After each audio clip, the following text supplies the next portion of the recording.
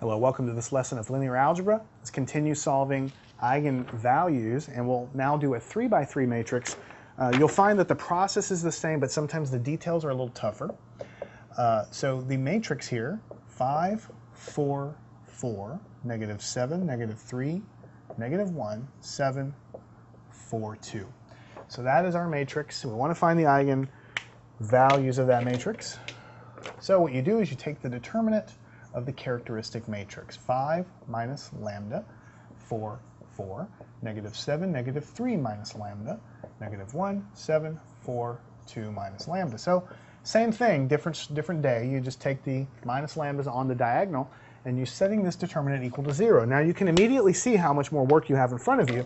Even though you can write it down easily, now you have to find the determinant of this 3x3, which is a lot more work than finding determinant of 2x2. So everything increases in complexity, but you know how to do this. Let's expand it about the first row. So what we'll have is 5 minus lambda. That's the first guy here.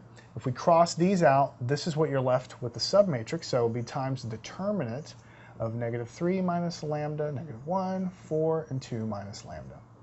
That's the first term. Don't forget your negative sign because of that cofactor, and then you have a 4 times the determinant. And when you cross this with this, you're left with this, this, this, and this. Negative 7, negative 1, 7, and 2 minus lambda. And then we have the third term, which is also a 4 times the determinant. If we cross this and this, we're left with this submatrix here, negative 7, negative 3 minus lambda, 7, and 4. Okay, so now we have something that's a little bit more complicated. So there's kind of good news and bad news here. The good news is it's easy to write down. The bad news is it's a little bit more work. But the good news, again, is that you know how to take the determinant of all of these 2x2 matrices. This is a crisscross, this is a crisscross, this is a crisscross. But you see how the complexity of it just jumped up a lot. Even though none of it's hard, it's just you're more likely to make an error. So what I'm going to do is, if you were to do this crisscross, and if you were to do this crisscross and this crisscross, what you would have is 5 minus lambda. This polynomial that pops up as a result of this is lambda squared plus lambda minus 2. And then you're going to have minus 4. This one that pops up as a result of this is 7 lambda minus 7. And this guy that pops up as a result of that is 7 lambda minus 7. Rarely do I skip steps, but in this case I think it really is not very advantageous. I think you can understand that in order to get this determinant, you multiply this times this minus this times this. Then you expand and simplify terms.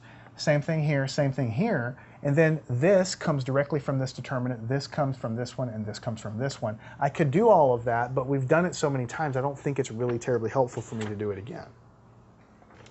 And again, when you get down to this level, you can see I have this term multiplied by a polynomial of degree 2. I've got this times this and this times this. So even multiplying all of this stuff and simplifying terms just leads to a lot of algebra. But when you do all of that, you get negative lambda cubed plus 4 lambda squared plus 7 lambda minus 10 is equal to 0. Again, I rarely skip steps, but I think you know how to multiply this. I think you know how to multiply this. And this is just multiplying the 5 into each of these terms and the negative lambda into each of these terms. And then you have a bunch of terms in all degrees of lambda, and you simplify them. So it's just a lot of algebra, but what you end up with is this cubic polynomial here. And when you solve it, you should get 3 eigenvalues, 1 for each degree of the polynomial. Okay? Now it turns out you can factor this. It'll be lambda minus 5, lambda minus 1, lambda plus 2. Now, how did I factor that? Let me get back to that, answer that in just a second. Let me finish the problem up. Lambda is going to be positive 5, lambda is 1 from there, moving it over, and then lambda is negative 2 from there. These are the 3 eigenvalues. These are the 3 eigenvalues here. Now, going from here to the solution is quite a jump because there's no bulletproof way to really factor these cubic and higher polynomials that work for every single case that I can remember in my head all the time. So what do I suggest you do if you get to this point? Well, there's a couple of things. Most of you are allowed to use calculators at this level in your education. So I would put the polynomial in there and factor it. If you're a professor and you see the student write all of this stuff down and all he's doing is factoring a polynomial in the calculator and getting roots, you know, he knows what he's doing. You're going to get full credit. Or if you really had to do it by hand, you could guess a root. You know, these eigenvalues that you get in typically these problems, you're going to have at least one eigenvalue that's going to be 0 or 1 or 2 or a real low number like that. So if I would have guessed and found eigenvalue of 1, then I could try to factor out a 1 out of there, lambda minus 1. And then I would have a second degree left over that I could run the quadratic formula on, or that I could try to factor. So it's a little bit of a guesswork involved. I suggest you dump it in your calculator. That's what I would do. I mean, when you get into engineering, you're going to have systems of equations all the time. You can use the solver to find the answers. What we want to know is that you can take and formulate the problem and you know what you're doing.